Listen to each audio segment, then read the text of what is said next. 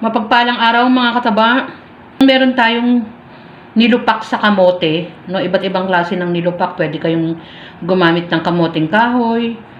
O pwede rin naman yung normal na kamote, pang ibang klase ng kamote kasi magkakaiba yung kamote. Ito naman gagamit tayo ng saging saba. 8 pieces na saging saba to. Pinakulo ko na to. At nagdagdag din naman ako ng ating, mainit pa kasi kaya dinidikit ko para matunaw yung ating margarine. Margarine ang meron kami, pwedeng butter. At ang pang toppings naman niya ay cheese. At ang pang pinakapampalasa niya, condensed milk. Mga konti lang ilalagay kong condensed milk mga kataba para hindi sobrang matamis. Depende na lang sa inyo kung gaano katamis ang gusto nyo. Ayan. Imamash lang natin ang ating saging saba habang mainit. No? Ayan. I-mash natin ng ganyan. Balikan nyo ako pag na-mash ko na. Maglagay na tayo ng ating condensed milk. Depende sa ating panlasa kung gaano karami ang ating ilalagay.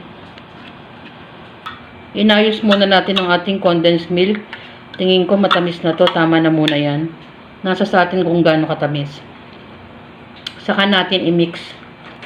Pag na-mix natin mga kataba, i-chilled muna natin bago natin lagyan ng toppings. Chilled ko siya mga 10 to 15 minutes para ma-firm. Ayan. Ayusin lang natin. Tapos, pwede na tayong maglagay ng ating cheese. Mas marami. Kung gusto nyo mas marami, dagdagan nyo. Pwede ko naman dagdagan at uubusin ko lang to. Ay. Uubusin lang natin to. So, yan.